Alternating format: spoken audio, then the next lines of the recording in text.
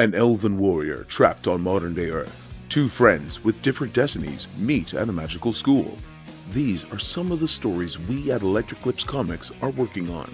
You can get your copies of both The Mana Chronicles and Tales of Itherel at elpmerch.com. Support independent creators. Explore the merch featuring exciting ELP Comics art with a wide range of designs. Electric Eclipse Comics. Imagination electrified.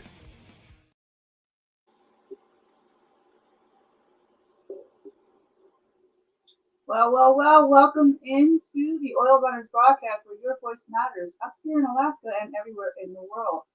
We want to hear what you guys have to say, so please chime in and we'll chat with you as long as we can. All right, so we want to make sure a couple things is to no trolling. We don't want the negativity within your lives and our lives as well. So that's not what we're about. We're here to help inspire each other, learn from each other, and grow with each other throughout this world. We've been going through a lot of pandemics and all that stuff. It's time to just come together, unite, and just be a positive attribute, an asset instead of a deficit in each other's lives. So today we have Kingcurtlive from the HNIC of HNIC. So I guess that's the head nerds in charge, yes, not the other way. But don't be nervous saying it. I ain't gonna say it online, but I can say it in person. I have no problem with that. But technically, it would I could see that, I get it. Understood. The hidden message there. But how are you doing?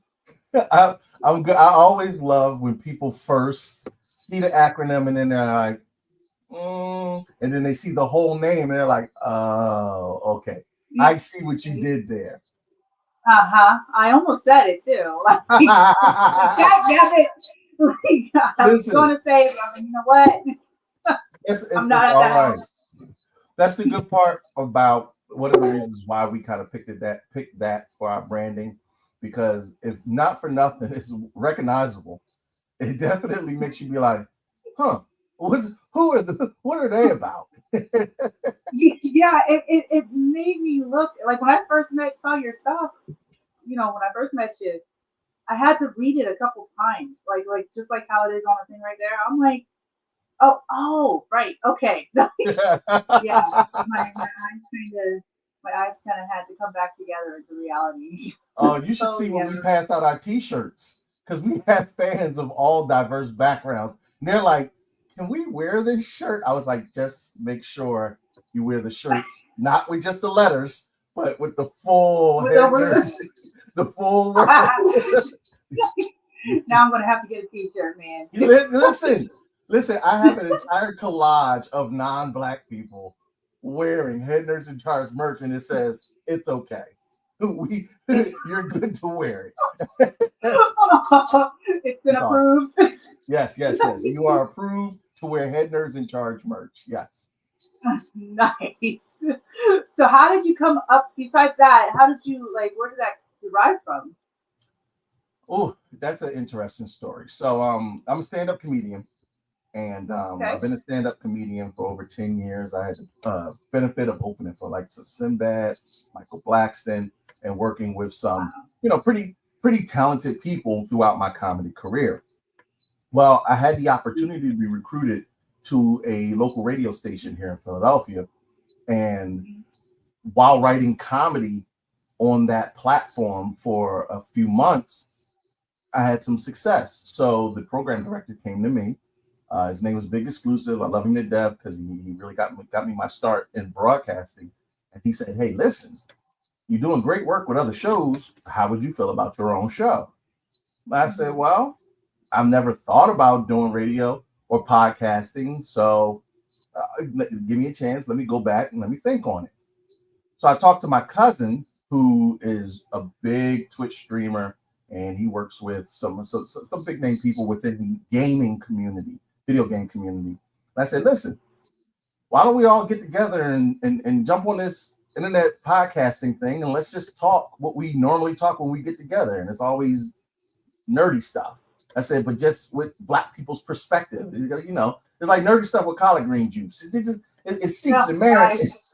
You know, it marinates. You know, it got to marinate just right. So right.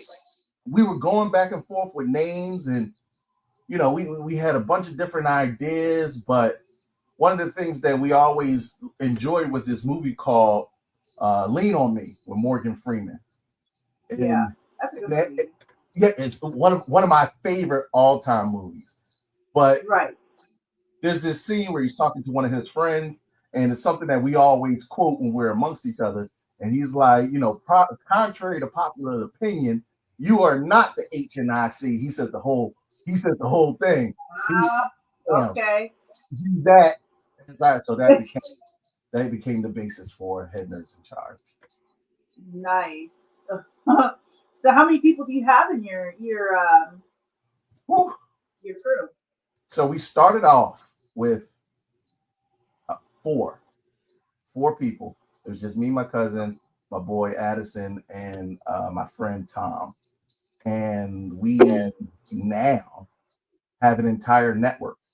We took our show, ballooned up to about, I want to say 500,000 followers. And then we got to a point where we were like, well, we have this large platform now. Let's not keep it to ourselves. There are other people who could utilize this platform to promote their shows, their podcasts, and give voices to marginalized people of all walks of life, you know, class, creed, and color. So we opened it up, and now I would want to say we're probably about 40 or 50 different content creators deep. We're a collective of content creators that work within the HNIC network, the Head Nerds in Charge network, and we stream consistently throughout the week. We do in-person panels at conventions. I do my comedy stand-up, and everybody has their niche, and we all support each other's events and whatnot, and we work together as a team. That's pretty cool. Not many podcasters do that. They just want their own little spot, and I get it, I really do. But honestly, we're all in it together, and that whole gatekeeping. What's the problem? Always do that is the gatekeeping. Yeah. That what you just said. I always, you know, the consistent thing that the prevailing issue that kept coming up is they won't invite us to the table. They won't invite us to the table. How do we get to the table? And at some point I said, well, let's stop waiting to be invited to the table and just build our own. Yeah. It's nothing wrong with waiting for someone to recognize your talent, but why not continue to build your own house, your own platform while you're waiting? Absolutely. Never made sense to me to sit around and wait for somebody else to recognize what you already know. If you know it, then find your community, find your people, find like-minded individuals. And, you know, throughout everything we were kind of talking earlier, you know, you'll have that little bit of turmoil no matter what, because not everybody thinks the same. But at the end of the day, if somebody wants to work towards the same goal as you, you can build with them. It's easy to build with them. Yeah. Just keep your character in check and your dignity in check, you know, and building into a better future. I mean, I think everybody could be on the same page on that. Like, if you're not, then okay, that's a different thing. You got your people, we got our people. So, like, yeah. And if need be, you know, you work for whatever length of time that it works, and it's amicable for you both. And then sometimes you got to part ways, and there's nothing wrong with that. One of the things that I'm most proud about is, even though by and large, I'm considered the original founder and the head of Head Nerds in Charge. The organization itself is largely ran by women of color. Like, wow. By and large, I want to say 80% of the platform features women of color. And that is something that I specifically set out to do because women in media is an underserved community, like of marginalized groups. You rarely see, you might see a one. It's always the trope, especially in nerd circles. You'll see 4 guys and maybe 1 woman. And they almost become like the token woman for the group or the troupe or the podcast crew or cast. And I was like, that makes no sense to me. So I'm very proud of that. yeah, and everybody's got something to say. Um, you know, and like you said, you were a comedian, you utilize that platform, right? But you also have other gifts within you to be able to go out and share. And you know, another platform could be able to pull out those gifts out of you and put on that, and you can utilize and just sprinkle everywhere, and people can know you as a whole versus just as that medium, you know, Yeah. or whatever that little icon is or that you set out to do. But yeah, like I love the fact that you do podcasts that way, and especially with the women of color too. Like that's great. I mean, you don't have that much out there either. Well, it's kind of derives from, like, I was raised within a very specific religious structure. I was an ordained minister at 15 years old, and whenever you are raised up in an organization and you have that religious structure, you learn that you rely heavily on the women in the congregation to get a lot of things done. And Yeah. when you Oh work yeah. when you work hand in Oh yeah. hand with women like that, not only as equals but with a deep respect, it still translates even when you're not doing that kind of work within whatever religious organization that you're in. So Yeah. it just translated well to what we do in business and media, because, like you said, everybody has something to say, and the male perspective is prevailing. Trust me, you can turn on any media platform and you'll get the male perspective on everything from nuts to bolts. But sometimes Yep. when you just be quiet and listen to what marginalized people, especially women in media, have to say, it broadens your perspective on so many topics, especially when it comes to political things, when it comes to sports, when it comes to nerd culture. It doesn't matter what it is. A lot of times there's just so much patriarchal noise that it's hard to Yeah. hear. It's hard to hear other people in media. Yeah. We're always told that we're supposed to be quiet and all kinds of, you know, to sit down, shut up, and just do work. Like that's it, you Mm-hmm. know. And like but you know, and it's like festering inside of us women that it's like, man, I got a whole bunch of I got art to do. I got all this to do besides taking care of kids, besides cleaning the house, and besides doing this. It's nice, but you know, I got other stuff. So we can't, yeah.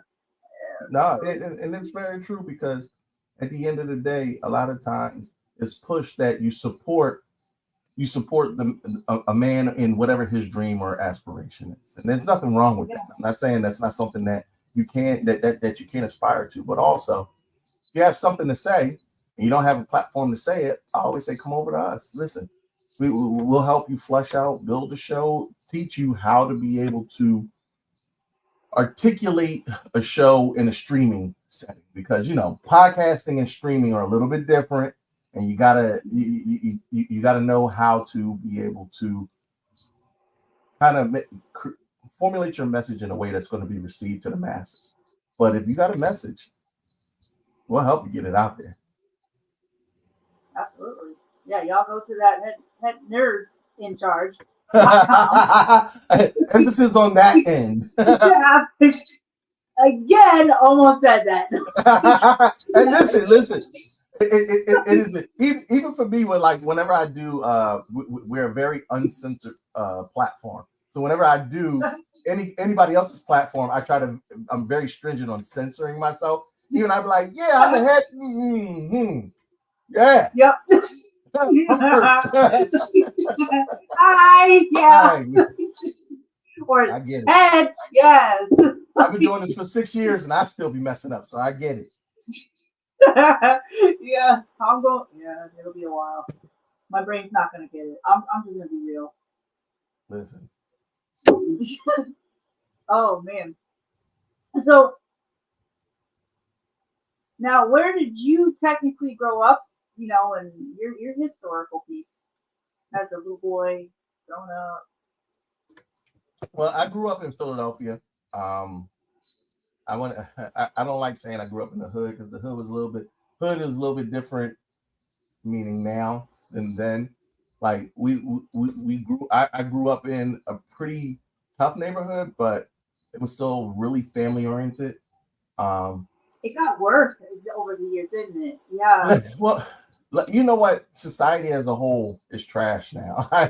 I'm 42 years old, and I couldn't tell you two of my neighbors' first names, but I could tell you almost every single solitary person that lived on my block growing up because they were a part of my childhood. They helped to raise us, and I grew up in a true community. And even though we didn't have much growing up, and you know, we struggled like a lot of people in the inner city struggle, but I never knew it. I never really understood it, you know. And my mom did an amazing job on taking care of our household and making sure that we had, you know, the base necessities of what we needed, and sometimes a little extra here and there. But you know, it's one of those things now where I look at the state of the world now, and people don't have that community and culture anymore, and that's why we've become so distant. I'm from the era before social media. I think I'm the last one of the last generation before social media made us less social. Absolutely. I kind of want to go back. I mean, I get the cell phone just in case of emergency kind of thing, you know, that, but yeah. Nah, listen, I remember the days of pay. I remember the days when you left the house, your mama said, make sure to take at least 4 quarters with you in case you got to make a phone call or an emergency. Always had to keep 4 quarters on your pay phone. Exactly, especially at I'm dating myself saying that. That felt icky to even say. But yeah, oh yeah, no. I was gonna say we have a payphone up here. I found one in the mountains, really? by the way. Absolutely. Do you know that in America there are only 100,000 payphones left in America? That's it, total. For the entire United States, is only 100,000 left. And I don't think there are. I'm about to say you got 9,999 minus the one in Alaska. Two. Oh, you got 2 of them. Oh, well, one's in Whittier, one's in Cleveland. That's I don't know where over every else, right? And it's free, by the way. It's a free payphone? Absolutely. Then it's not a payphone. Oh no. Oh right. But I have a picture of my It's a public phone. I have a picture of my son when he got up here. He was 14. Mm-hmm. And you know that whole generational, you have to I officially became old at that point.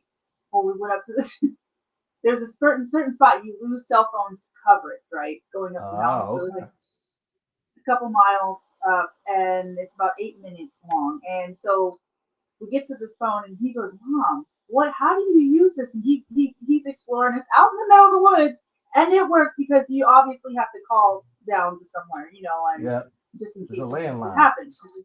Yeah, so their territory, moose territory, wolf territory, whatever you got, but it's beautiful. And I wish I would be on a payphone while Moose is charging that. It's a world up here, totally different. I love it. But I got a picture of him. And I was like, you know what? I have to, because I'm a photographer. I was like, I have to do this generational thing. And I really felt old at this point. I was like, man, what is this? I said, it is a payphone. And he goes, how do you use it? How do you use it is diabolical. You'd be like, Yep. But I was like, but I mean, at least he got to experience it in a way that, you know, instead of seeing it on a meme or something like that, he physically got to touch it and all that stuff. So I got that picture of him with it. Yeah. See, my mom had the old one. Listen, I grew up. My first 7 years of life, we had a rotary phone. And I'm not talking about the rotary phone like the handheld. I'm talking about the box on the wall with the 2 bells. Oh, yeah. I'm talking about pick up the receiver, hold it to your head, speak into that rotary phone. Yeah, my dad had refurbished one too from my grandparents. Yeah. The worst one I had was those dial ones where it's like, you know, you go .9. I lose it at 1. I'm like, dag nabbit. We just lost 20 times. all your young viewers are like, I have, like they were talking about the History Channel or something. I'm not sure what was Yeah, going on there. for real.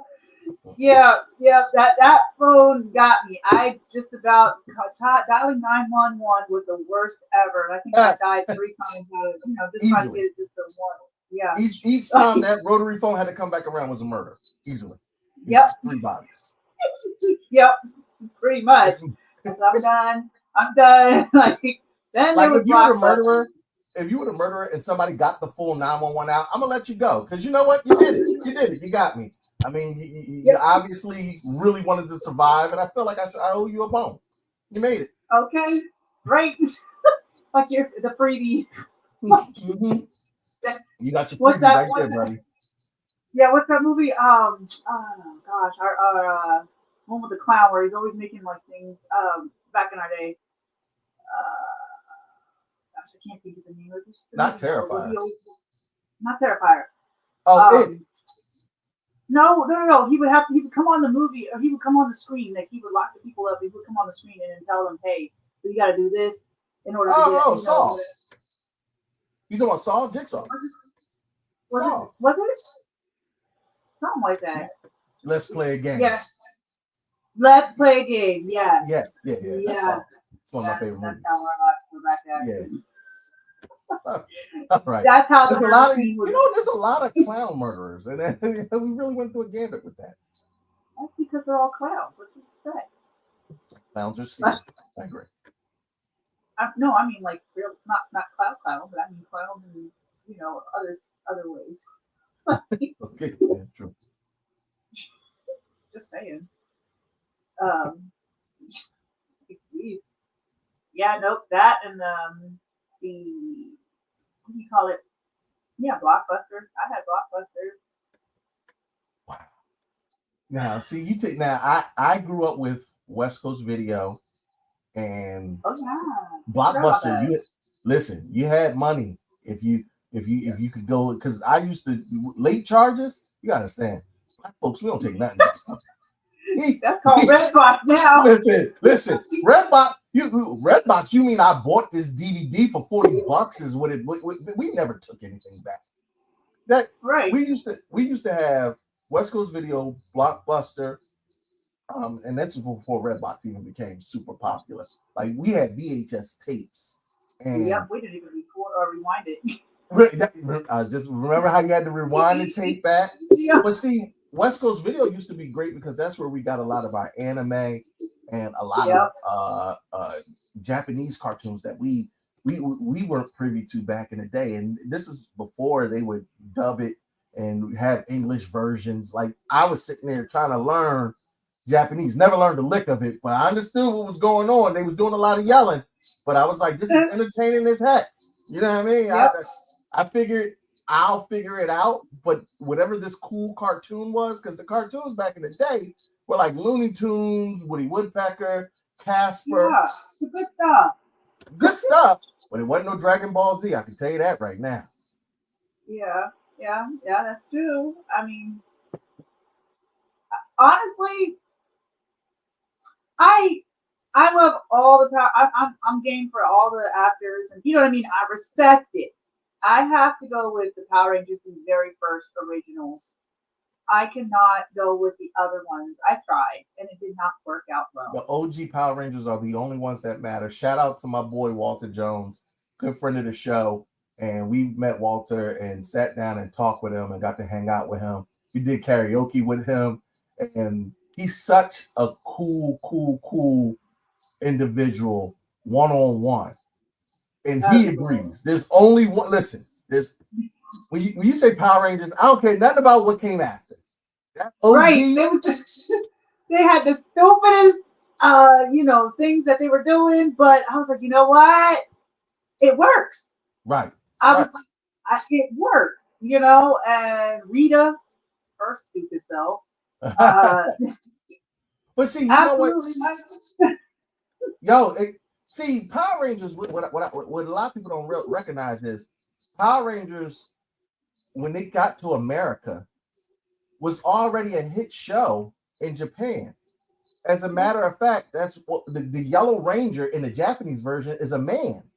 That's why the body structure looks different than Trini, and because they took the cuts of them being Power Rangers from the original one, and they just filmed them out of the suit in the American one. But that's why Trini, she has a very thin frame. But if you look at her in the Yellow Ranger suit, little stocky, you'd be like, wait a minute, that doesn't look like the same person, and you don't realize it until you go back and look.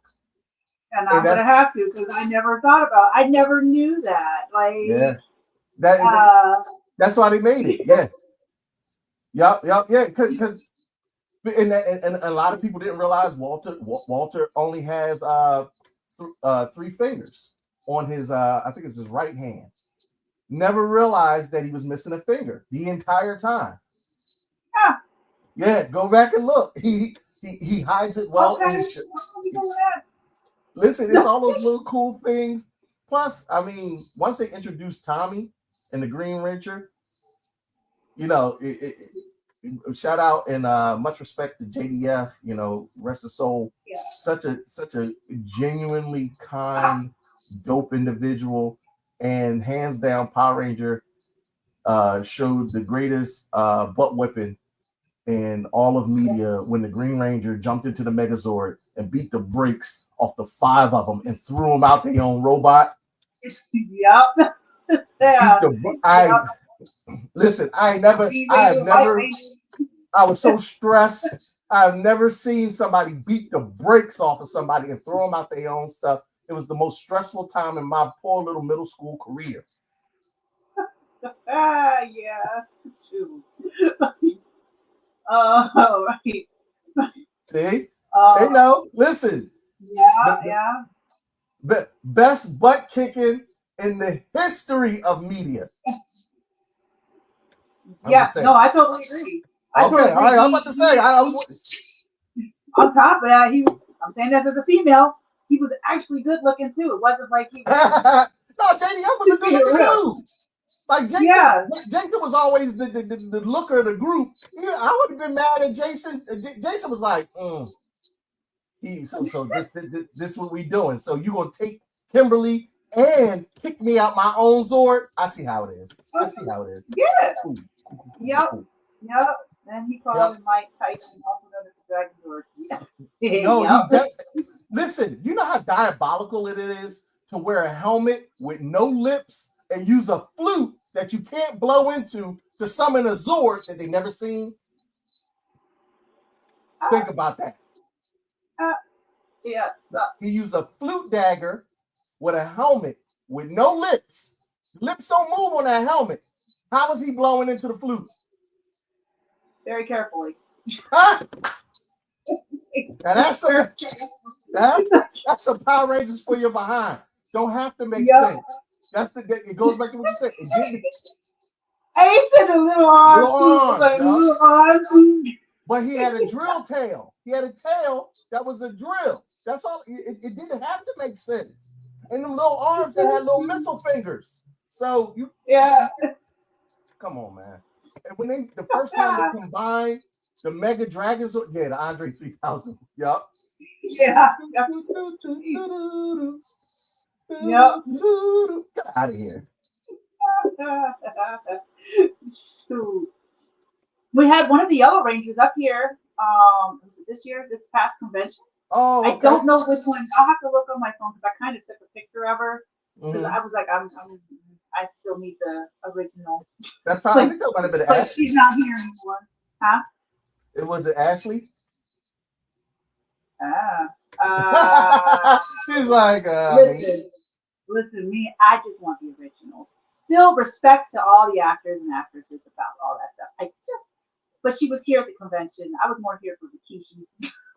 No, that was more. I get it. Rikishi and some others. But I seen her, and we had Pocahontas, the original Pocahontas, up here too. Really? Absolutely. So I was like, oh, this is pretty cool. I guess she was from here. I didn't know that. Up here in Alaska.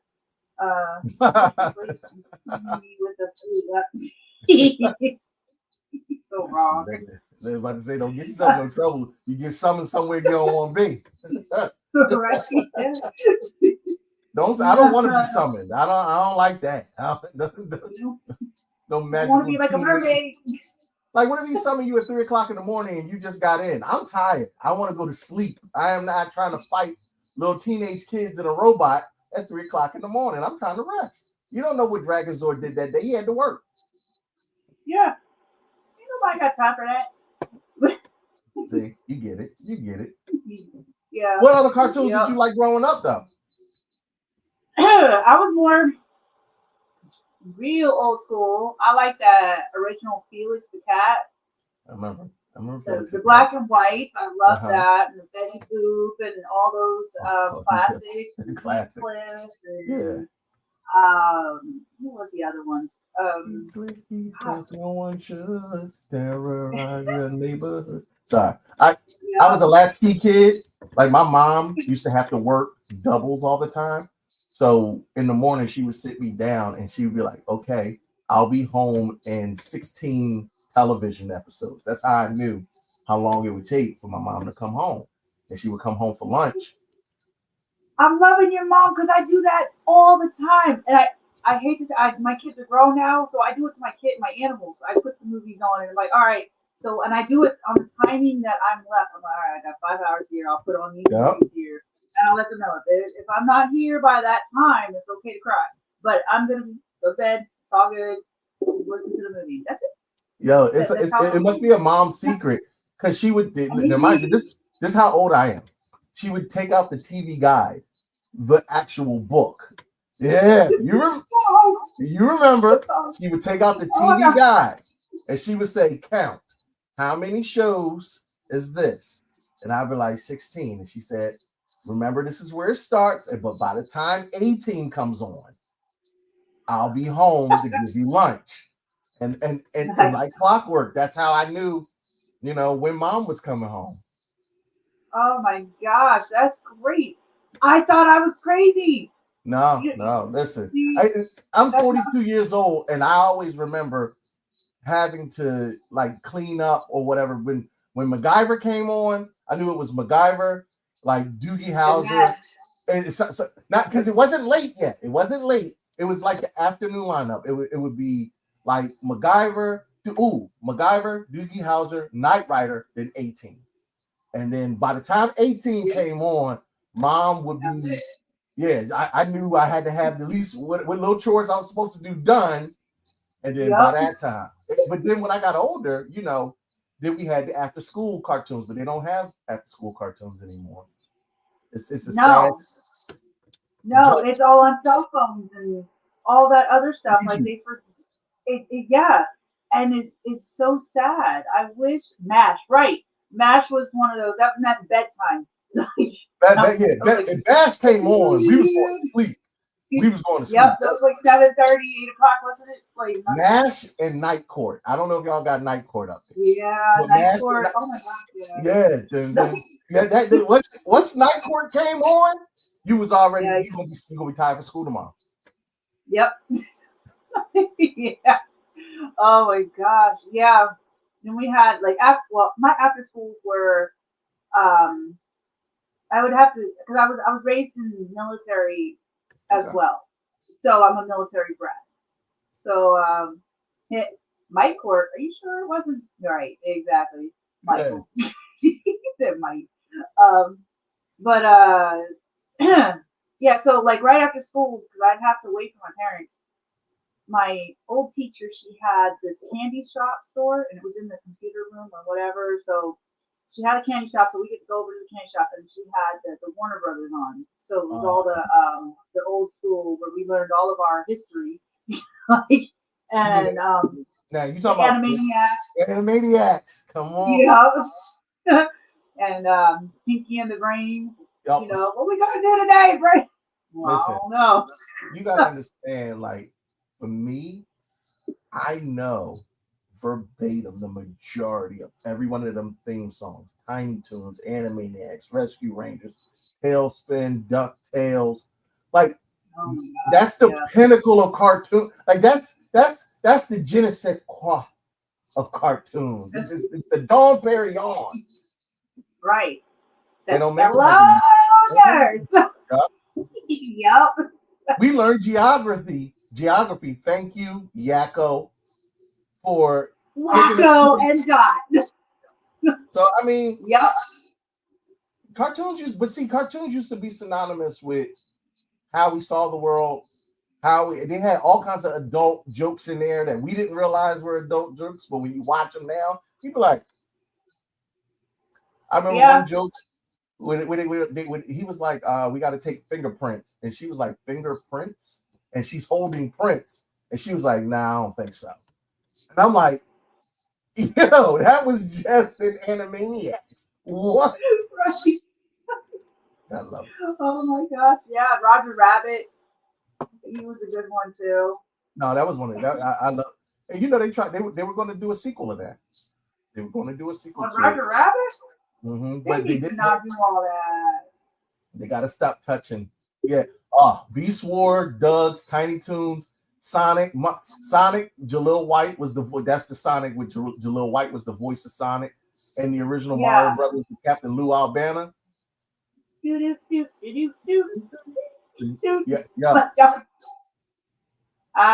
Yeah, don't worry, we're right with you. We old too. Listen, I smell like Bengay right now talking about this. I'm okay. Dude, I'd give anything to go back to the 90s and just sit and watch TV for a little bit. I would like how Back to the Future when he would go and do all that running around. One of them days I'm just gonna sit and just be like, man. Yeah. Aren't we in the year that they came to? Is it 24 or 25? I still ain't got no hoverboard though. No, like, oh my gosh, yeah. We could go back into those movies and see what kind of predictions they did. Now the Jetsons. Yeah. Oh no, we still got some time before. Do we have time before the Jetsons? I'm not sure. Well, they predicted the Zoom and all that stuff.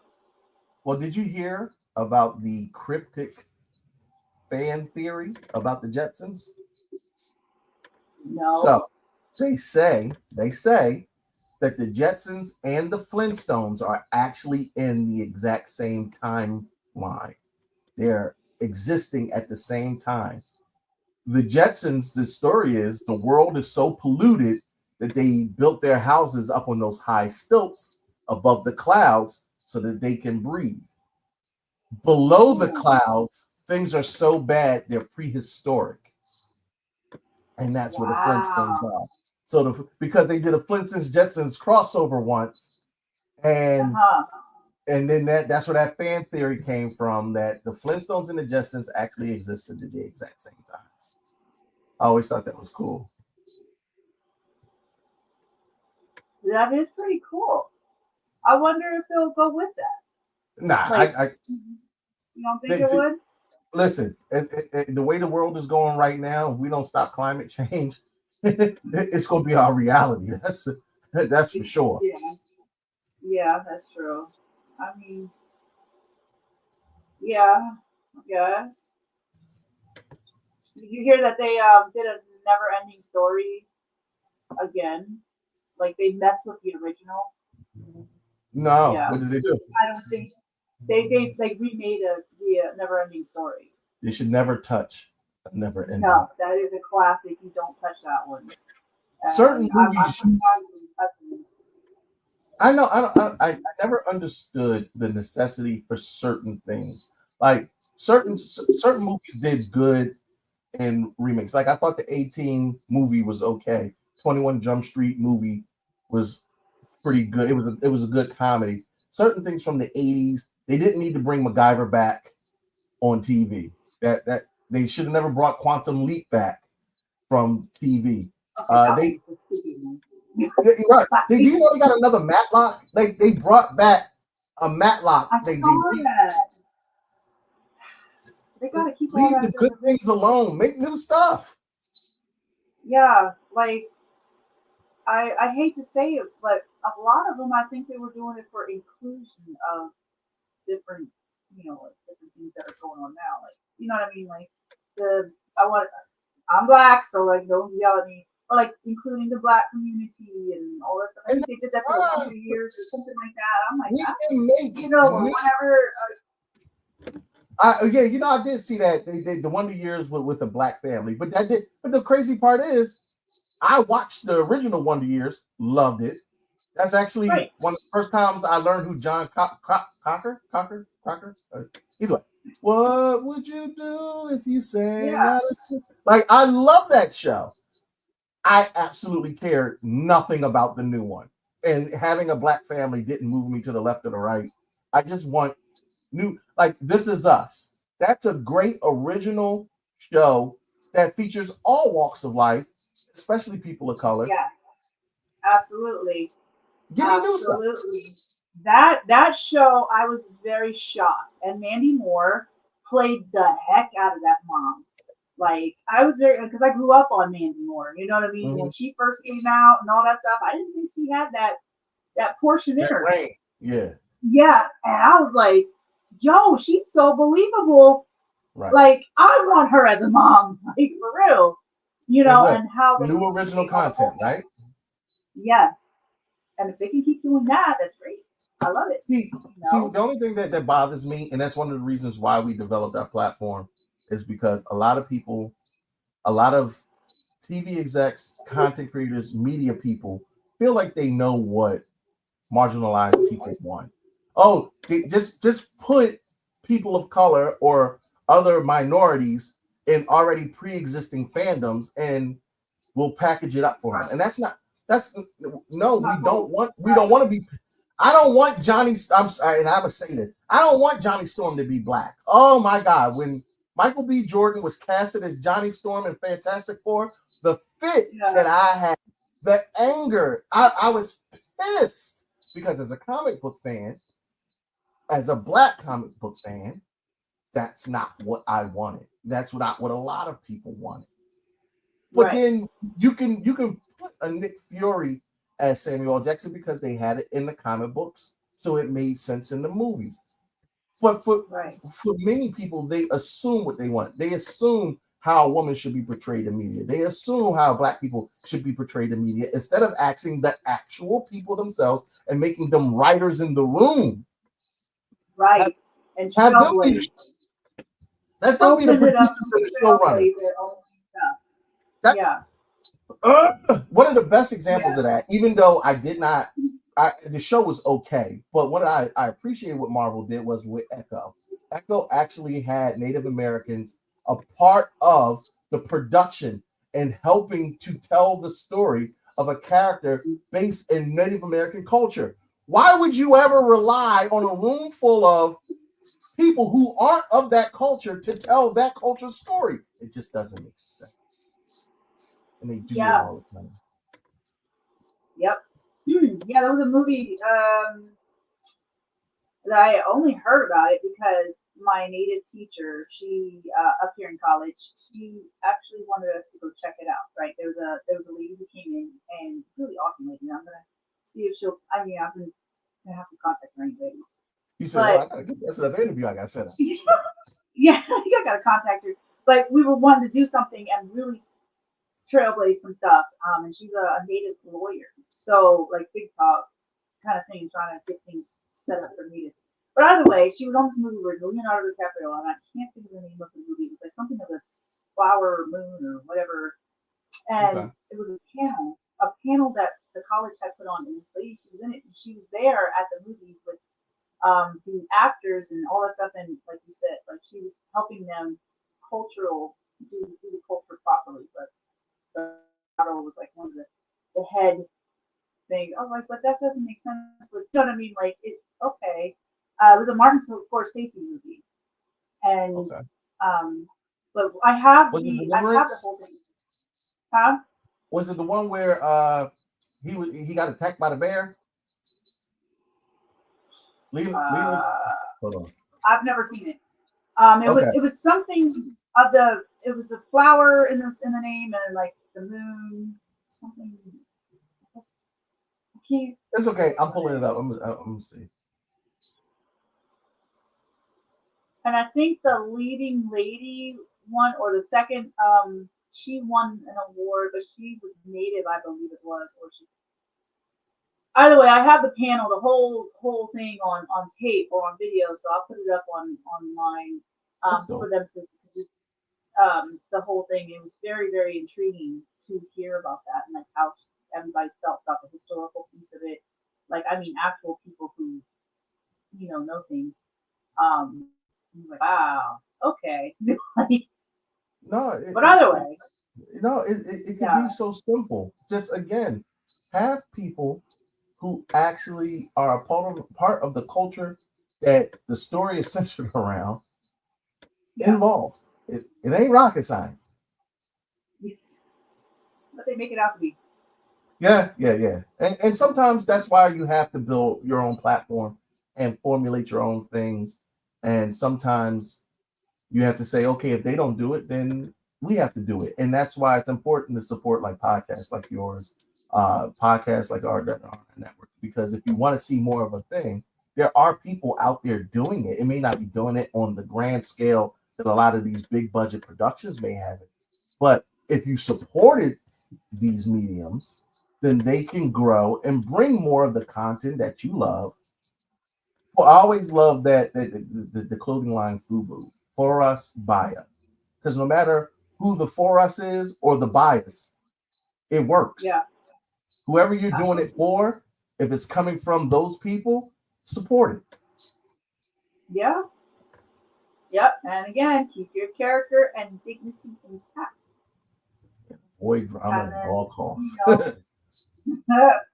It just, that's something I always see, like people that don't have good character, they got great product, but their character and dignity. I look at the character and dignity of that person, but oh, okay. Do I want to buy from that person, or do I want to like? And that's something professionally I look at is a person's character. Listen, what good is it to be financially wealthy if you're morally bankrupt? Absolutely, amen to that. Yeah. It's a hard thing because it takes money and resources to build anything, but also if that is if your goal is only to make money, then really then you're not doing it for the people. You're not really you're doing it for your own self gratification and your own advancement. And listen, I'm not knocking nobody going out and getting theirs, but then don't package it like, oh, I'm doing it for others. No, you're doing it for that's that. You can tell in the way that people regurgitate content, the way that whether it be music, television, or movies, the imagery that you portray, what will get people in the seats, even if it's not of substance or quality. Yeah. I mean, fast food is a thing because it's cheap and easy, but let's not pretend like it's healthy. Yep. And now you have and I can say this because I was fat at one point in my life, and now you have that. You got issues with people who have mental health issues with their being big and anxieties and all kinds of stuff going on with that, but yet those chemical, all that stuff, like they just packaged it all pretty. Okay, so the company does that. I'm not sure about the people who work there packaging everything pretty, but I know. But they at the end of the day, it's just like with content. There is fast food content. You see it all the time. It's content that will entertain you, to give you a dopamine hit, but really it's of no substance, and it's lending itself to the malnutrition of information throughout this entire society. Misinformation is so easy. Ignorance is so easy because no matter how much substance is out there, there is 10,000 times more BS. Yep. And who's going to wade through quality versus quantity? And really, you that's why as a content creator, you have to think, what is my goal with my content? Am I uplifting? Am I positive? Am I trying to add substance to people's lives with my content, or am I just doing things for clicks and views so that I can ingratiate myself and make money? Again, I am not knocking you if that is the case. Also, if you can do better, be better. Yeah, absolutely. And trying to push it through the algorithm. It seems like the algorithm wants the stupid stuff. Good. You know. You are listen. Never forget your biggest enemy as a content creator will always be Big Al. I call it algorithm. Big Al. Big Al is gonna keep his foot in your cheeks. Yep. He wants your money. He wants you to pay. And yep. Don't even get me started on that. Oh no, please do. Please do with the algorithm, because this is, I mean, everybody's having, including me. It's like the algorithm is a interesting place to be at. You know, trying to figure out, and it's always changing. You know, it's not even like you can't say certain words, you can't do certain things. You can't, like, on one of them. And I'm not going to name the platform, but on one of the platforms, like, that's ever changing. It's changing so much, and it's like, whatever. I'm just gonna do whatever I gotta do. But you can't, like, on a live, you can't have a cup, or right, Uncle Sam. Um, you can't have a cup or a drink while you're doing that. Otherwise, you get banned off of the whole thing, or you know, you got to say certain things. You got to, like, what the heck is this? You can't be. Listen, really? in a generation where I have to say unalive as opposed to the actual word, is the single stupid. It's the most. Yeah. It's teaching people. the Shadow Man. Yeah. Like, I feel like I'm back on that old school texting, like where I lost the number 9 on my thing, and I had to reword everything. I couldn't get those letters. Yeah.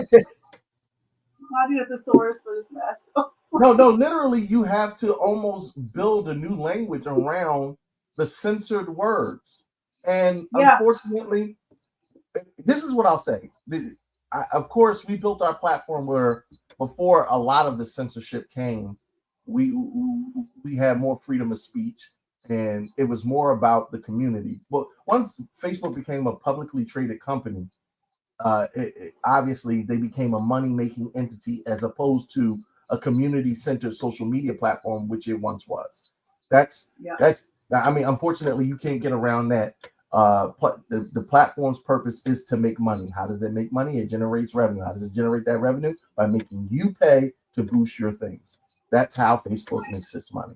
YouTube, similar. It is not a community place. You need, if you're going to build a platform, right? Oh well, Facebook jail. I done been in Facebook jail so much. I at one point, what you have to do, and this is for any content creator that's listening out there, you absolutely need to have your platforms on the big boys: TikTok, Facebook, YouTube, Instagram. I'm currently on a Twitter ban for my own personal reasons, but there are other platforms that you can utilize out there for your social media. But you cannot stop there. Do not undervalue building your own website, curating a mailing list to be able to push your content to a community that you have to slow build. A lot of platforms, especially podcasts, they do not have websites. And that is the first mistake of any podcast. Having a podcast with no website is literally doing yourself a disservice. Because what are you tracking your content back to? Back to your social media platforms? Well, other people own that, but you own your website. If you do not have a website and you have a podcast, then that is the first thing you should do, because now you have your own community space that you can build where you can funnel people to. And once you funnel enough people and you actually build a decent sized mailing list, then you can push your content out to them directly from provider, content creator, right to recipient, as opposed to a third party platform like social media. So that's my little content creator tidbit. We get a lot of podcasters that come in and like, oh, well, I got all the social medias. Okay, well, where's your website? I don't have a website. Well, what about your mailing list? Because every time you put out an episode, you should be able to mail your episode to all your followers and subscribers. Oh, well, how would you, I never thought about the mailing list. How would you do like, where do you go for that mailing list stuff? So I'm going to give it to you nuts to bolts. You go to Wix.com, you start yourself a free website. And then if you want, you can do the paid service. You curate a subscribe here box. You can go on Fiverr. You can go on Fiverr and have somebody actually build you a simple 5-page front-facing website that will just build the mailing list. Then through your social media platforms, you say, hey, go to headnerdsincharge.com and get on our subscriber mailing list. And for us, with 500,000 followers, we have about maybe 30 or 40,000 people on our subscriber list. So that when we put out a podcast, when we put out an event, when we put out a blast message, I don't have to go through social media to get to my followers and supporters. I can email them directly. And see, it does two things. Number one, it gets your content right into the hands of the people immediately. Also, if Facebook goes down, if Instagram goes down, if all of these platforms die tomorrow, I still have a community to build from. Okay. I never thought about the mailing list. Thank you for that tidbit. I like that. I'll have to go ahead and start a mailing list somehow. Listen, and if you need help, just let me know. This is the things that we teach, and when we advise, and this is, mind you, these are free. We do this for free. We're literally out there just trying to help people grow their content. Even on our platform, we have paid services that we do within our platform, but we do a lot of things for free, especially for people who are just getting started, because we know how hard it is just to get started, and nobody wants to help each other. Well, come to Head Nerds in Charge. If you got questions, concerns, you can DM us on our platform. We have around, I want to say, 12 or 13 producers who curate their own content on the platform, who have no problem sitting down and having a conversation with you and helping you to gain access to those things. And it doesn't really cost much. You do have to invest in your content, but it's not, I'm not telling you to give us money. I'm just going to tell you where to go to easily get it done. Right. See, less gatekeeping, the better ever office, right? Yeah. You know. Amen to that. And we had to go through that gatekeeping mess ourselves, so we're trying to help everybody on that end, because it's a pain in the butt. I'm not trying to spend $300. Yeah, I love Gary Vee.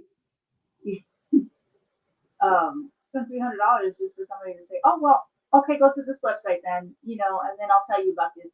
No, dude, I'm already broke.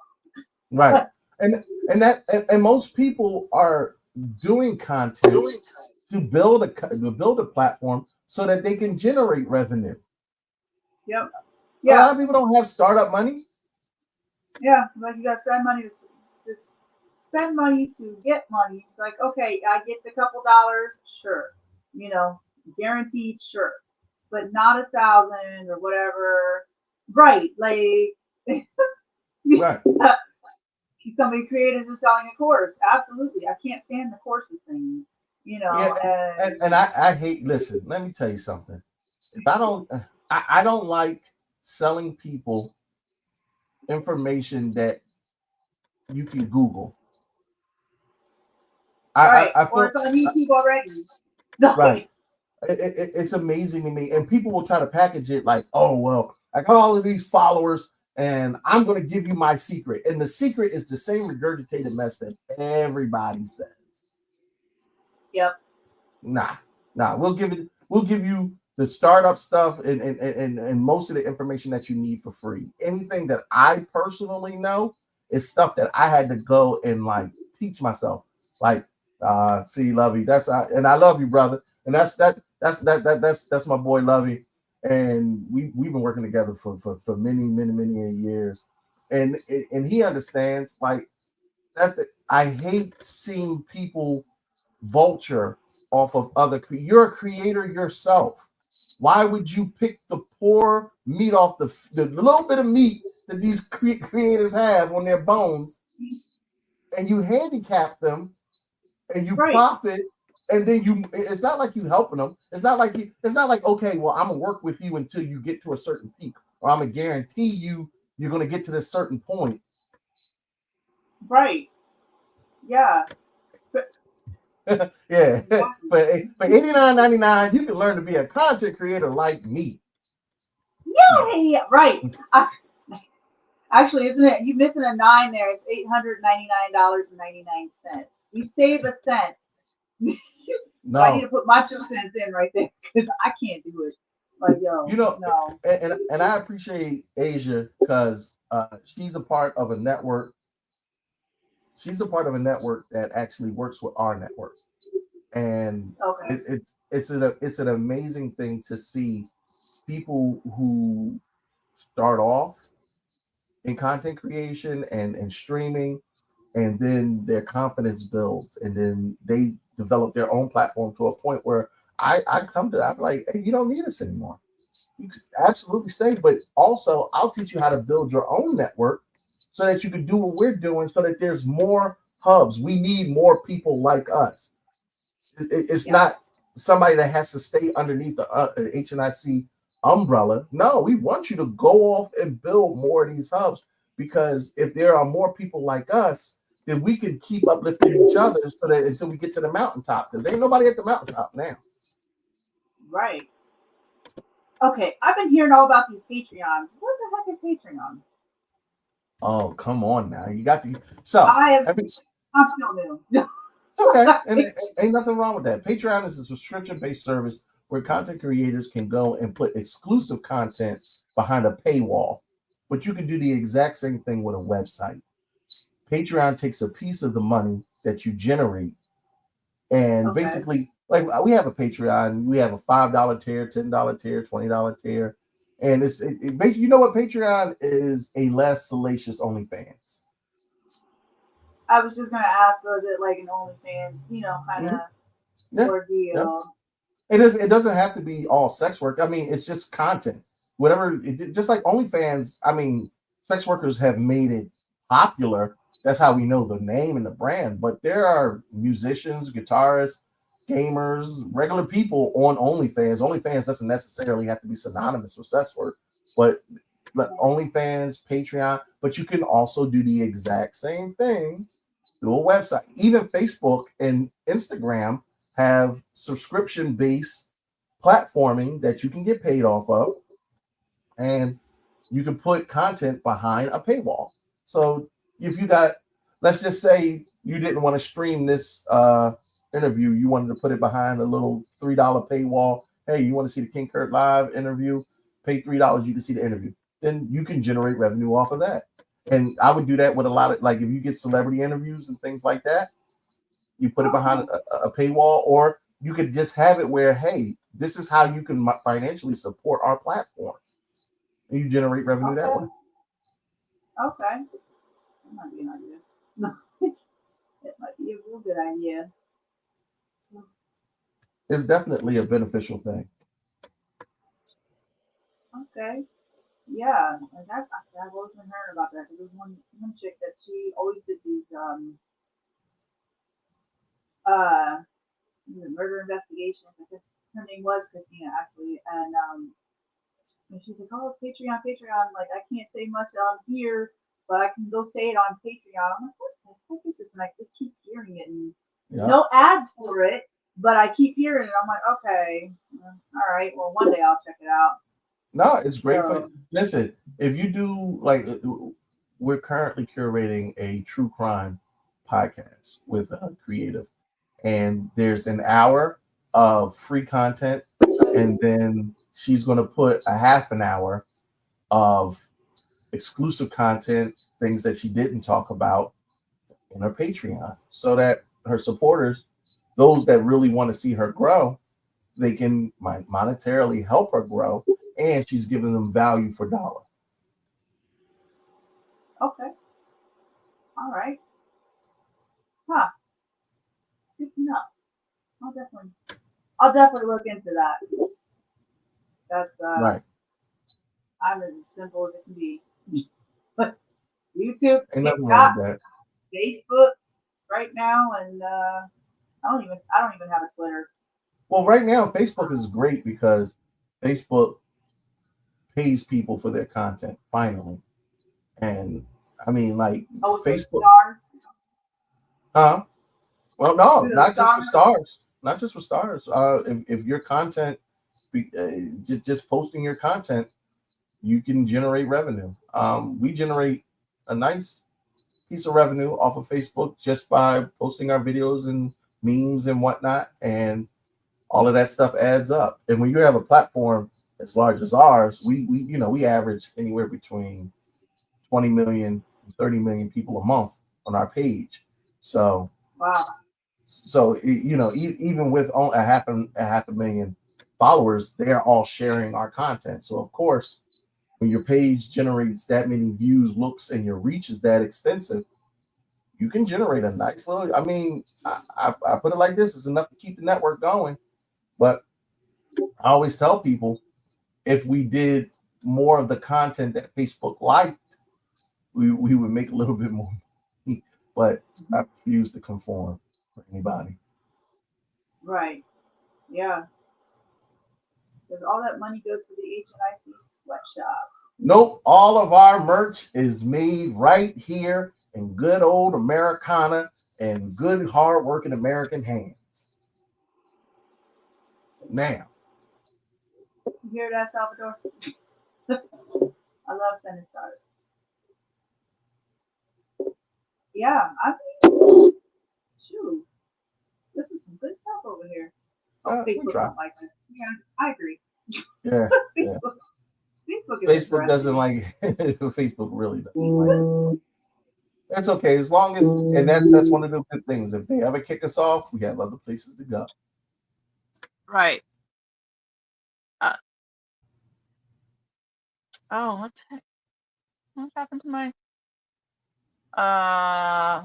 Can you hear me? Mm-hmm. Somebody keeps trying to mess with my thing. Sweatshops of Philly.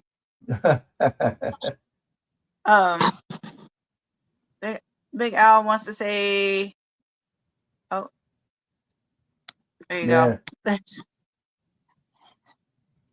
Facts, Lovey. That algorithm wants you to move to it, whatever the trending topic is or whatever. And sometimes nobody wants to support the foolishness. Right. Shoot. Okay. Wow. Okay. Well, I think we're gonna, if you're okay with it, I think we're gonna have you on as a second show sometime. Listen, you just say the word and I would love it. Absolutely. But we thank everybody coming on. If you were to leave a legacy, what would that be? I wrote this a while ago, and I said I don't want to be measured by how much money or success I garnered for myself, but how much money and success I generated for other people. So if I could leave other people in a situation to be able to build and do the same thing that I love doing, giving voice to other people who do not have a voice, building platforms and creating content for us, by us, then that is the legacy I would love to leave behind. I would love to leave behind something where it will last for generations and not just be contingent upon me to keep going, but other people can use it as a stepping stone to build their own dreams. That's awesome. I try. Awesome. My mama raised me right. Yeah, the last generation. Yeah. Facts. That is the truth. The last generation. Oh my gosh. Yeah. But I really appreciate you having me on. Your platform's amazing, and I love what you're doing. Yeah. For sure. Fubu. Will he help him build confidence and generational wealth? And yep. Shoot. Listen. Hashtag Fubu. Yeah, emphasis on the generational wealth because the brother needs some money, but that's a whole other conversation. Well,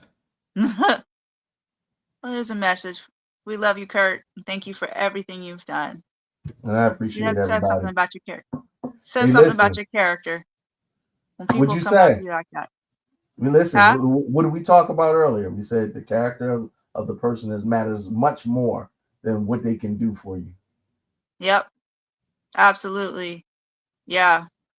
We thank everybody that chimed in. I'm appreciative of you, and I'm appreciative of you being on the show and chiming in with your knowledge and wisdom and pieces, and everybody else's knowledge and wisdom and pieces, because we're definitely going to use those and build off of those, and whatever we can do to help on anything, that's a definite. Well, listen, you can't get we rid in of the me. network now. We know Yeah. each other, so it ain't nothing for us to reach out. And I listen. You let me know when you're ready to start getting that website and Patreon and stuff started, and we'll talk and I help walk you through the process.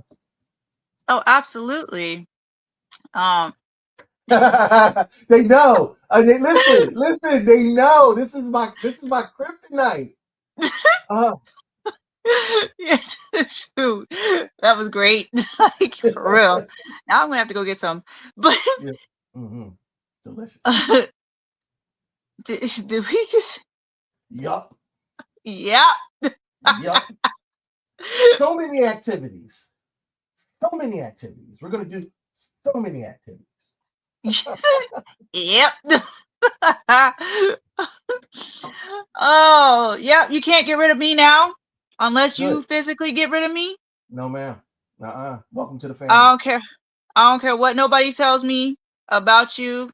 I know from just at least this little bit, your character is legit. It's good. Yeah, you can't get rid of me like that. So listen, I don't expect you to go nowhere. We got work to do. Yep. Besties.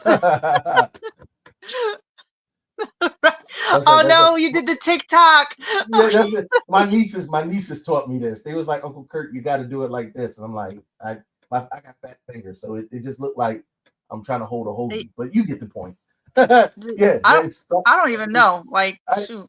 I thought it was this, but they were like, look, these kids, they should be happy. Yeah, whatever happened? I can't even do that. Oh, like this. I thought it was but now it's. Oh, he's stuck with us forever now.